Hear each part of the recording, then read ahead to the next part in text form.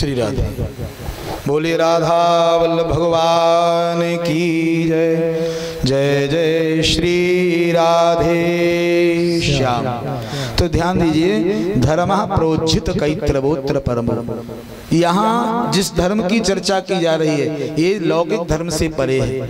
लोक धर्म में तो आप विचार करें, लोक धर्म में आप अपने धर्म का पालन करते हैं, उसमें जिसका धर्म अधिक हो जाए उसको बल अधिक मिलने लगता है। जो जितने नियम का पालन कर लेगा उतना उसको बल प्राप्त होगा। लेकिन वो कैतव से युक्त धर्म है।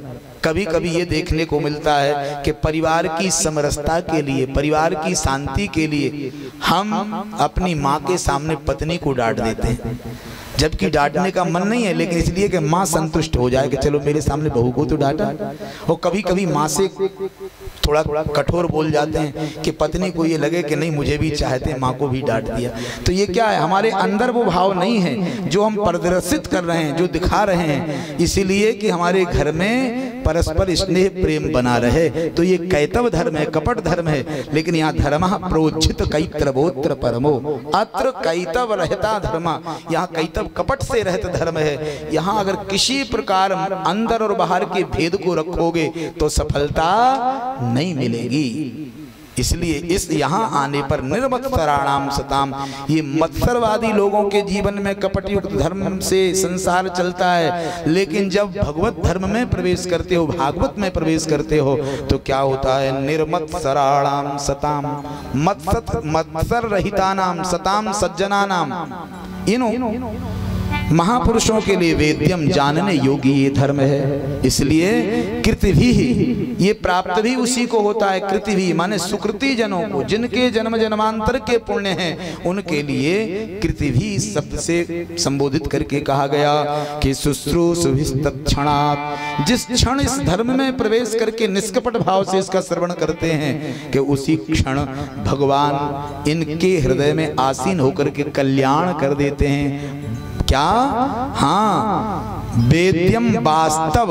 वास्तव क्या है? वही ब्रह्म वास्तव है। और ब्रह्म का भान हो जाता है, उसकी कृपा का प्रसाद प्राप्त हो जाता है। तो शिवदम, शिवदम कल्याणदम, कल्याण होता है। और तापत्रयोन्मूलनम, त्रितापों का जो संताप हमारे हृदय में था वो उन्मूलित हो जाता है, नष्ट हो जाता है। वहां से उसको भगवान निर्मूल कर देते हैं। श्रीमद् भागवते महामुनि कृते, ये महामुनि श्री वेदव्यास के द्वारा किए गए श्रीमद् भागवत को किंबा परईश्वरा, और इसके अलावा और कौन ऐसा साधन है जो भगवत प्राप्ति में सहायक हो?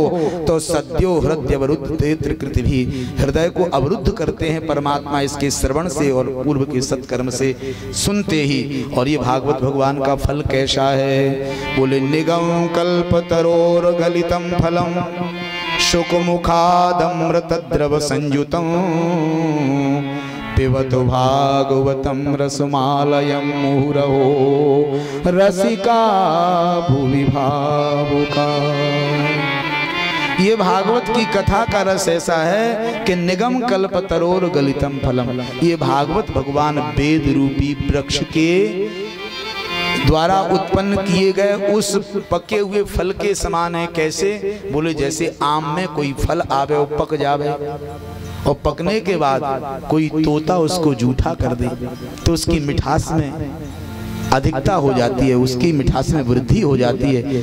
और यहाँ भी ऐसा ही है कि वेद रूपी वृक्ष में पका हुआ फल भागवत जब ये महाराज अपने स्वरूप में प्रस्फुटित हुआ तो इसे भी जूठा कर दिया एक तोते ने। किसने? बोले सुक मुखाद अमृत द्रव संयुतम, सुखदेव रूपी तोते ने इसमें चोंच मार के जूठा किया। तो उनके चोंच के अमृत से, तोते की चोंच में अमृत होता है, उसके अमृत के स्पर्श से और मिठास बढ़ गई। और ये आम के फल में दो वस्तु त्यागने योग्य हैं, लेकिन इस गलित फल में इसको गलितम फलम कहा गया कि इसमें त्यागने योग्य कुछ नहीं है। क्यों बोली? तो गलित है, पका हुआ है, रसमय है। आम में एक बाहर छिलका और अंदर गुठली तो ऐसे अंश उसके होते हैं कि उन्हें त्यागना पड़ता है। लेकिन भागवत भगवान की इस कथा रूपी रस में न तो छिलका है ना अंदर कोई गुठली है कि त्यागने योग्य कोई अंश हो। कोई भी अंश त्यागने योग्य नहीं है। इसलिए ध्यान रहे क्या, पिबत भागवतम रसमालयम, ये रस का आलय है, इसको पियो। और कैसे पियो, बोले मुँह रहो, बार बार पियो। कैसे? जैसे किसी को यदि भोजन की थाली परोस दी जाए और वो ग्रास को तोड़ करके मुंह में ले जाए, वो खूब चबावे और चबाने के बाद गद्दी पे फिर उगल दे और सामने और लोग भोजन को बैठे, उनसे भोजन होगा क्या? नहीं होगा, बेचारे पलटी होने लगेगी। लेकिन यदि कोई आम दे दिए जाए, एक एक 10-5 लोगों को, सब आमने सामने बैठे हैं और एक व्यक्ति आम को चूसे और अंदर एक बार आम की गुठली ले जाए और फिर नीचे गिरा दे, तो सामने वालों के मुंह में पानी आएगा कि वाह, और फिर कहेंगे अरे इसको खाना नहीं आता, एक बार में ही नीचे गिरा दे। यदि उस गुठली को 10 बार भी मुंह में ले जाए फिर निकाले, तब भी घृणा नहीं होगी, बल्कि अपने बिना आम वाले के मुंह में भी पानी आएगा, रस, उसे रसानुभूति होगी।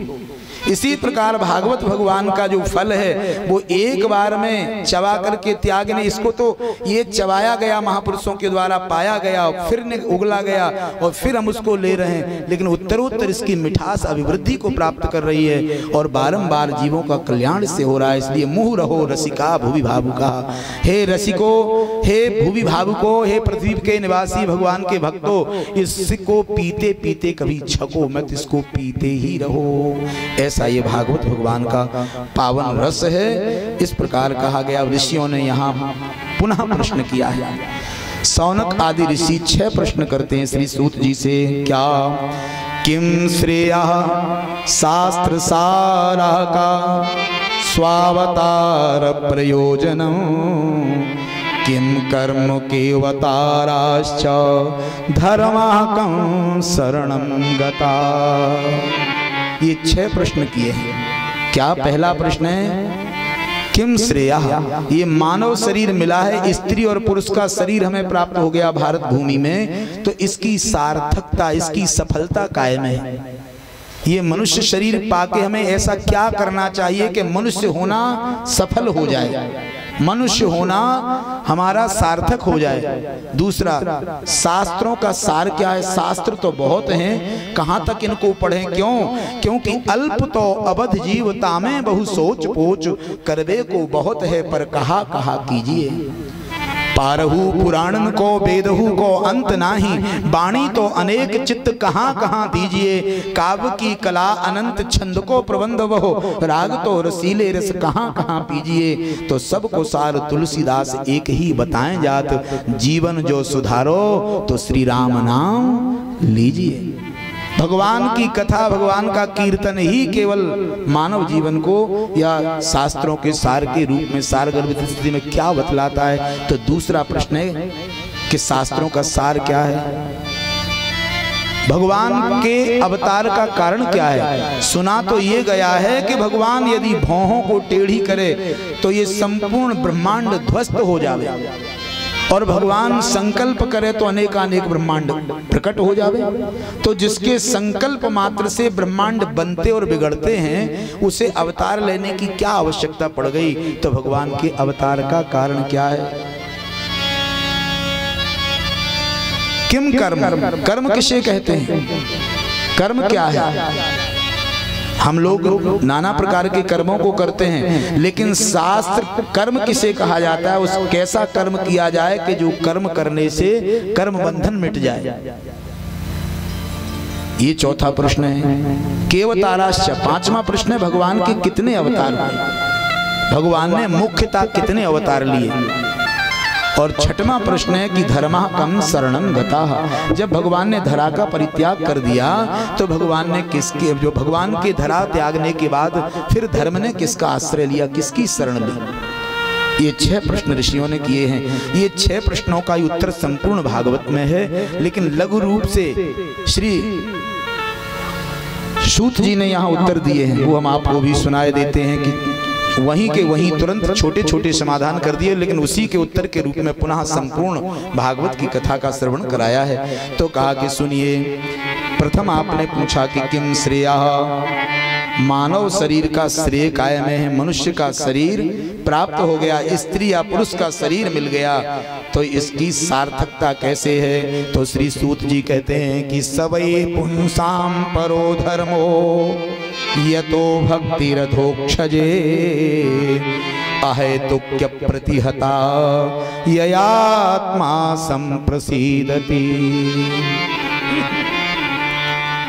ये मानव देह की सार्थकता का उत्तर है। मनुष्य का शरीर तभी सार्थक, मनुष्य के शरीर से मतलब है स्त्री पुरुष बालक कन्या आदि का जो शरीर हमें मिला है, ये वास्तविकता से इसका सही फल, सही मायना, सही इसका उपयोग क्या है? तो कहते हैं इस मनुष्य शरीर से, स्त्री पुरुष के शरीर से सबई पुंसाम परो धर्मो यतो भक्ति रधोक्षजे, भगवान की भक्ति हृदय में आ जावे। यदि ईमानदारी से मन में भगवान से प्रेम हो जाए तो समझ लेना कि मनुष्य बनना सार्थक हो गया। बस केवल यही उत्तर है इसका। जीवन में हमें केवल भगवान से प्रेम हो जाए, और राम ही केवल प्रेम प्यारा। भगवान से यदि प्रेम हो गया तो समझ लीजिएगा कि मनुष्य का देह पाना सफल हो गया।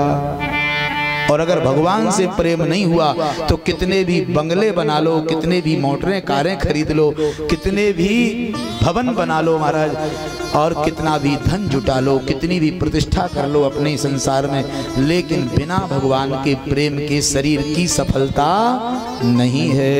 इसलिए सबई पुंसाम परो धर्मो यतो भक्ति रधोक्षजे। और अहेतुक्य प्रतिहता, भगवान से प्रेम हो, कई लोग कहेंगे कि हम तो रोजाना जल चढ़ाने जाते हैं महादेव जी पे, हनुमान जी के दर्शन करने जाते हैं, माँ जगदम्बा पे जल चढ़ाते हैं, हमारा तो प्रेम है। लेकिन ध्यान रहे, प्रेम का तात्पर्य दो प्रकार का प्रेम होता है। एक तो प्रेम इसलिए है कि भगवान पे जल चढ़ाएं तो रोग दोग ना आवे, एक प्रेम इसलिए है कि घर में बेटा आ जाए, एक प्रेम इसलिए है कि बेटा बड़ा हो गया विवाह इसका हो जाए, फिर एक प्रेम इसलिए है कि बेटा बहू को बहुत समय विवाह हो गया, संतान नहीं होती, संतान हो जाए। तो ये हेतु का प्रेम है। ये हेतु का प्रेम करोगे तो ये प्रेम केवल उतने समय तक रहेगा जब तक कामना पूरी नहीं हुई, और जैसे ही कामना की पूर्ति हुई वो प्रेम समाप्त हो जाएगा, फिर प्रेम नहीं रहेगा। तो प्रेम कैसा हो? अहेतुक प्रतिहता, ऐसा अहेतुक प्रेम हो कि जिसमें कोई हेतु ना हो, कोई कामना ना हो, कोई इच्छा ना हो, कोई चाह ना हो। चाह गई चिंता गई मनुआ बेपरवाह, और जिनको कछु न चाहिए सो साहंसा साह। जिसके हृदय में कोई कामना नहीं रह जाती, केवल हम भगवान के प्रेम के लिए, भगवान की प्रसन्नता के लिए भगवान का भजन करते हैं, भगवान की कथा पढ़ते सुनते हैं, तो समझ लीजिए कि ये वो प्रेम है जो कभी टूटने वाला नहीं है। इसी को अहेतुकी भक्ति कहते हैं। अहेतुक्य प्रतिहता ययात्मा संप्रसीदति, और इसी से भगवान प्रसन्न होते हैं। और सत्यता से ये भक्ति आ जाए तो भगवान आज कलयुग में भी जीव के सामने प्रकट होने के लिए उत्कंठित रहते हैं। इसलिए ये पहले प्रश्न का उत्तर है। दूसरे कहते हैं बदंती तत्तत्वविदम तत्वम यद ज्ञानमद्वयम ब्रह्मेति परमात्मेति भगवान इति सद्यति। वो ब्रह्म एक ही है, उसे कोई ब्रह्म कहता है, कोई परमात्मा कहता है, कोई भगवान कहता है। एक ही ब्रह्म को ज्ञानी भक्त आदि अपने अपने मत से अलग अलग नामों से पुकारते हैं, जबकि परमात्मा एक ही है। ये प्रश्न प्रथम जो प्रश्न किया गया उसका उत्तर है। दूसरे उत्तर को कहते हैं शास्त्रों का सार क्या है? अतः पुंभिद्विज श्रेष्ठ वर्णाश्रम विभागसः स्वनुष्ठितस्य धर्मस्य संसिद्धि हरितोषणो। हरितोषणम, भगवान की प्रसन्नता के लिए जो जिस वर्ग में, जो जिस जाति में, जो जिस घर में जहाँ जन्म लिया है उसके अनुरूप नियमों में बंध करके अपने जीवन को यापन करे, ये शास्त्रों का सार है। यदि शास्त्र सम्मत व्यवस्था से अपने जीवन को वर्ताव में लाओगे तो स्वनिष्ठितस्य धर्मस्य संसिद्धि, भगवान की कृपा से जीवन में सिद्धि आ जाएगी, भगवान प्रसन्न हो जाएंगे उस सिद्धि से।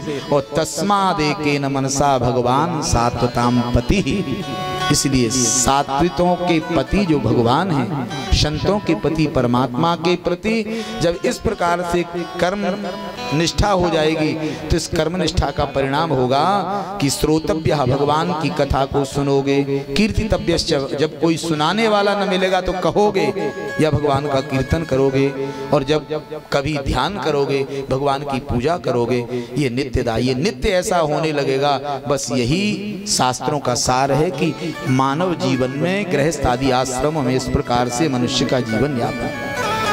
यदनुध्यासिनायुक्ता कर्म ग्रंथि निबंधनम, कर्म की ग्रंथि के लिए निवृत्ति को जो करते हो वो सब भगवान को सौंपते चलो, यही कर्म कहलाता है। यत् करोसि यदस्नासि यज्जुहोसि ददासि यत् तपस्यसि कौन्तेय तत्कुरुष्व मदर्पणम्।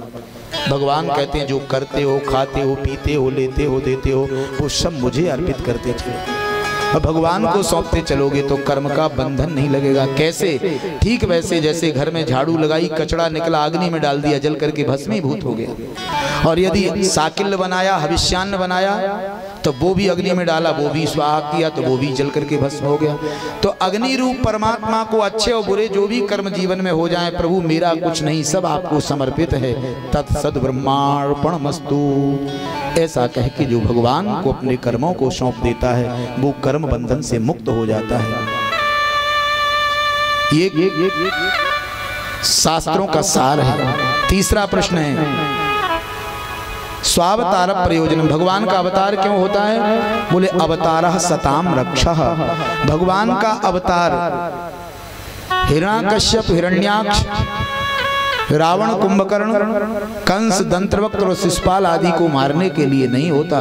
इनके लिए तो भगवान अपने संकल्प मात्र से नष्ट कर दें। फिर भगवान का प्राकट्य क्यों होता है, भगवान का अवतार क्यों होता है? बोले अवतारः सताम रक्षः, भगवान अवतार तो अपने भक्तों के लिए, संतों के लिए लेते हैं। रामचरितमानस में भी कहा है क्या? बोले विप्रधेनु सुर संत हित लीन मनुज अवतार, निज इच्छा निर्मित तन माया गुण गोपार। हमारी इंद्रियां जहां पहुंच नहीं सकती, मन जिस पे विचार नहीं कर सकता, वो निर्गुण निराकार ब्रह्म सगुण साकार होकर के आते हैं, तो अवतार लेके आते हैं। तो केवल इसलिए, किस लिए?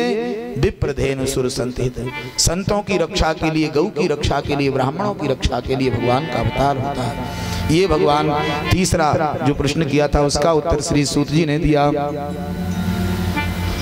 किम कर्म केवताराश्च, भगवान के अवतार कितने हुए ये चर्चा जब की गई तो कहा भगवान के मुख्यतः 24 अवतार हैं, और इन 24 अवतारों को जो सुन लेता है उसके पाप समाप्त हो जाते हैं।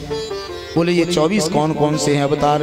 कहते हैं पहला अवतार भगवान का सनकादि अवतार है। सनक, सनंदन, सनातन, सनत कुमार, 4 कुमारों के रूप में भगवान ने पहला मानवावतार लिया, मानव आकृति में भगवान आए। दूसरा अवतार भगवान का 12 अवतार है, जिससे पृथ्वी का उद्धार करके भगवान ने इस पृथ्वी को जल के ऊपर स्थापित किया, जिसपे हम आज बैठे हुए हैं। ये भूलोक को स्थापित किया, पृथ्वी को स्थापित किया 12 रूप से। तीसरा अवतार भगवान का नारदावतार है, नारद के रूप में भगवान प्रकट होकर के आए, और नारद के रूप में अवतार लेकर के इन्होंने भगवान के अवतार के रूप में संपूर्ण लोकों से, एक लोक से दूसरे लोक में अगर कोई चर्चा भेजना, एक व्यक्ति की वार्ता दूसरे तक पहुंचाना है, तो उस समय डाकघर नहीं थे, पोस्टमैन नहीं थे, तो नारद के रूप में अवतरित होकर के यहाँ की बात वहाँ, वहाँ की यहाँ करना नारद के रूप से किया। चौथा अवतार भगवान का कहते हैं धर्म की पत्नी से भगवान प्रकट होकर के आए नर नारायण के रूप में। नर नारायण अवतार भगवान का, जो उत्तराखंड में नर नारायण, अलकनंदा के स्थल पुस्तर बद्रीनाथ रूप भगवान जो हैं वो नारायण और नर, ये नर नारायण अवतार भगवान का चौथा अवतार है। 5वां अवतार भगवान का कपिलावतार है, कपिल के रूप में भगवान ने अवतार लिया, और माता देवहूति और कर्दम ऋषि को अपने माता पिता होने का श्रेय दे करके भगवान कपिल के रूप में प्रकट होकर के आए। छठा अवतार भगवान का कहते हैं छठी बार भगवान दत्तात्रेय के रूप में आए, और दत्तात्रेय के रूप में अवतार लेकर के महाराज अत्रि मुनि और अनुसुईया को श्रेय प्रदान किया। सातवां अवतार भगवान का, कहते हैं सातवें अवतार के रूप में भगवान यज्ञ के रूप में अवतरित होकर के आए। यज्ञावतार भगवान का जो यज्ञ हम करते हैं, आज भागवत सप्ताह ज्ञान यज्ञ हो रहा है। यज्ञ और पत्नी के रूप में माता लक्ष्मी को दक्षिणा बना करके यज्ञ और दक्षिणा, ये भगवान का अवतार यज्ञ के रूप में हुआ। आठवां अवतार भगवान ऋषभ देव के रूप में प्रकट होकर के आए। ऋषभ देव के रूप में भगवान ने प्रकट होकर के आठवां अवतार स्वीकार किया। और नौवां अवतार भगवान का पृथु के रूप में हुआ, मुर्दे के शरीर से प्रकट हो गया। बैन के शरीर के मंथन से पृथु का प्राकट्य हुआ। वो भगवान ही, भगवान ने कहा मैं सर्वगत हूँ, हरि व्यापक सर्वत्र समाना। मुर्दे के शरीर को मंथन करके ऋषियों ने भगवान को प्रकट किया, तो वहां से भगवान पृथु का अवतार हुआ। ये नौवां अवतार है, पृथु अवतार। 10वां अवतार भगवान ने मछली के रूप में मत्स्यावतार ग्रहण किया और राजा महाराज श्राद्ध देव मनु को दर्शन दे करके उन्हें प्रलय काल का दृश्य दिखाया। इस प्रकार से 11वां अवतार भगवान का कछपा अवतार हुआ। कछुआ के अवतार, कछुआ के रूप में भगवान आए। जिस समय देवता और असुर समुद्र मंथन कर रहे थे तो मंदराचल डूबने लगा, तो भगवान कछुआ बन के उसको अपनी पीठ पे लेकर के साध लिए कि समुद्र का मंथन हो जाए। ये भगवान का कछपा अवतार हुआ। 13वां अवतार भगवान, कहते हैं महाराज 12वां अवतार भगवान धन्वंतरी के रूप में अवतार लेकर के आया। 10वां मत्स्य, 11वां कच्छप और 12वां भगवान का धन्वंतरी के रूप में अवतार हुआ। अमृत का कलश लेकर के आए। भगवान ने 13वां अवतार मोहिनी के रूप में लिया। स्वयं स्त्री बन गए कि माताओं को ये न लगे कि भगवान पुरुष ही पुरुष बन के आते, कभी स्त्री नहीं बनते। तो आज भगवान मोहिनी के रूप में अवतरित होके आए। दैत्यों को ठग करके अमृत देवताओं को पिला दिया। ये 13वां अवतार भगवान का। 14वें अवतार में भगवान ने महाराज नृसिंह का रूप धारण किया। नर और शेर, न तो मनुष्य है न पशु है, दोनों ही हैं और दोनों ही नहीं है। ऐसा अद्भुत नृसिंह अवतार भगवान ने धारण करके 14वां अवतार लिया। 15वां अवतार भगवान का वामन हुआ। वामन के रूप में भगवान 15वीं बार अवतरित होकर के आए। 52 अंगुल के ब्राह्मण कश्यप और अदिति के यहाँ बनकर के भगवान आए हैं। और राजा बलि के राज्य में 3 पग भूमि को लेकर के तीनों लोकों की संपत्ति को नाप के सुतल लोक का राजा बना के द्वारपाल बन गए। कहते हैं 16वां अवतार भगवान का, 16वां अवतार भगवान का परशुराम जी के रूप में हुआ। परशुराम के रूप में भगवान 16वें अवतार में ब्राह्मण कुल में जन्म लेकर के आए, अवतरित होकर के आए। और भगवान ने हय्य वंशीय क्षत्रियों से 21 बार पृथ्वी को विहीन कर दिया। जो अनाचारी अत्याचारी हय्य वंश के सहस्राबाहु अर्जुन जिस वंश में जन्मे थे वो हय्य वंश कहलाता है। हय्य वंशीय सहस्राबाहु अर्जुन के वंश के क्षत्रियों को 21 बार पृथ्वी से रहित किया, क्योंकि वो मनोन्मुखी हो गए थे। शास्त्र के विरुद्ध, ब्राह्मणों के विरुद्ध, संतों के विरुद्ध आचरण करने लग गए थे। मर्यादा से रहित होकर के राज्य चलाने लगे। तब ऐसा दंड भगवान परशुराम ने दिया। 21 बार पृथ्वी को विहीन करके ब्राह्मणों को पृथ्वी दान कर दी। ये 16वां अवतार। 17वीं बार भगवान का अवतार जो हुआ वो भगवान व्यास के रूप में अवतरित होकर के आए। व्यास के रूप में भगवान ने 17वां अवतार लेकर के महाराज वेद के 4 भाग किए और 17 पुराणों की रचना की। वेद तो पहले से था, लेकिन 1 लाख ऋचाएं वेद में थी। उनको 4 भागों में ऋग्वेद, यजुर्वेद, सामवेद और अथर्ववेद के रूप में विभक्त कर दिया। ब्रह्मा जी को वेद तो भगवान नारायण से प्राप्त हुआ था और ब्रह्मा जी ने इस वेद को ब्राह्मणों को, ऋषियों को सौंपा था। और आज व्यास जी ने उस एक विशाल वेद के 4 भाग करके 4 शाखाएं बना दी। कहते हैं इसके आगे व्यास जी ने, ये 17वां अवतार व्यास अवतार है, तो 17वें अवतार में 17 पुराणों की रचना की और महाभारत जैसे एक विशाल 1 लाख श्लोकों के ग्रंथ की रचना की। उसके बाद महापुराण भागवत की रचना की। ऐसे व्यास जी महाराज का 17वां अवतार। 18वीं बार भगवान सूर्यकुल भूषण होकर के रघुकुल में राम के रूप में अवतरित होकर के आए। पूर्ण मर्यादा से युक्त होकर के पूर्ण ब्रह्म परमात्मा ने 16 कलाओं में से 12 कलाओं को प्रकट किया, 4 कलाओं को छुपा करके रखा कि मेरा ब्रह्मत्व स्पष्ट न हो। इसके लिए भगवान ने 12 कलाओं का आश्रय लेकर के पूर्ण अवतार से मर्यादा का पाठ संसार को पढ़ा करके रामावतार से सबको चरित्रवान बनाने का उपदेश किया है। रामचरित्र भगवान राम ने जो किया है वो हर मानव को, हर स्त्री पुरुष को करना चाहिए। और भगवान कृष्ण ने जो किया वो लीला पुरुषोत्तम है, तो लीला भगवान की होती है, लीला मनुष्य की नहीं हो सकती। इसीलिए लीलाएं केवल देखने और सुनने के लिए होती हैं, करने के लिए नहीं। अगर लीला कोई करेगा तो पहले तो जहर पीना खाना पड़ेगा। भगवान ने 6 दिन की अवस्था में कालकूट जहर पूतना के स्तन से पिया, अगर हम चूहा ही मार खा लें तो ही निपट जाएंगे। इसलिए भगवान की लीलाएं हम कर नहीं सकते, केवल देख सुन सकते हैं। तो इसलिए भगवान का 18वां अवतार रामावतार हुआ, 19वीं बार भगवान बलराम के रूप में, और 20वां अवतार भगवान का पूर्ण ब्रह्म श्री कृष्ण के रूप में। बलराम जी की अवतार में गिनती है, लक्ष्मण जी की नहीं, क्योंकि लक्ष्मण छोटे बन के आए थे, बलराम जी बड़े भैया बन के आए हैं। इसलिए अनंत भी स्वयं भगवान नारायण ही हैं, अनंत ही यहाँ बलराम हैं। तो बलराम 19वां अवतार है, 20वां अवतार भगवान का श्री कृष्ण के रूप में, पूर्ण श्री कृष्ण पूर्ण ब्रह्म के रूप में अवतार लेकर के यदुकुल भूषण होकर के चंद्रवंश में भगवान प्रकट हुए। 21वां अवतार भगवान का हंस अवतार हुआ, जो ब्रह्मा को गुह्य ज्ञान देने के लिए भगवान ने हंस के रूप में अवतार धारण किया। 22वां अवतार भगवान का हयग्रीव अवतार हुआ, वेदों की रक्षा के लिए। 23वां अवतार भगवान ने बुद्ध के रूप में अवतार धारण किया। पाखंडवाद बढ़ गया था, तो कुछ पाखंडियों के एक नया मत बना करके भगवान उन सबको अपने ओर झुकाने के लिए बुद्ध के रूप में प्रकट होकर के आए, और सभी को अपने बौद्ध धर्म में लिप्त करके, और वो जो पतित होते चले जा रहे थे उनको संभाला। ये भगवान का 23वां अवतार। 24वां अवतार भगवान का कल की अवतार। कल की अवतार के लिए भविष्यवाणी भगवान भागवत में की गई है कि भगवान जब 800 वर्ष कलयुग के अवशेष रह जाएंगे, भयंकर अन्याय अत्याचार हो जाएगा, मनुष्यों की आयु 20 और 30 वर्ष की ही केवल हो जाएगी। 20 वर्ष और 30 वर्ष में ही नाती बेटे हो जाएंगे, और इतना कद छोटा होगा कि वो एक ज्यादा से ज्यादा 2.5 फुट 3 फुट का पूरा व्यक्ति रह जाएगा, और बल्कि इससे भी छोटा कद हो जाएगा। उस समय भगवान 800 वर्ष अवशेष जब रह जाएंगे कलयुग के, तब कल की अवतार लेकर के संभल नाम के ग्राम में विष्णु यश नाम के ब्राह्मण के यहाँ भगवान कल की प्रकट होंगे। अश्वारूढ़ होकर के पापियों का अंत करके धर्मात्माओं के लिए रक्षा करके पुनः सतयुग का आरंभ करेंगे। ये भगवान का कल की 24वां अवतार होगा। ऐसे ये 24 अवतारों की चर्चा की गई। ये 24 अवतार भगवान के श्रवण मात्र से ही संपूर्ण जो है पापों को भस्म कर देते हैं, पुण्य को प्रदान करते हैं। नित्य प्रति जो इन नामों का स्मरण करता है वह व्यक्ति निश्चित रूप से भगवत प्राप्ति का अधिकारी हो जाता है। ऐसे ये भगवान के अवतार हुए। तो किम कर्म केवताराश्च, 6वां प्रश्न है कि धर्मः कम शरणं गतः, धर्म ने किसकी शरण ली?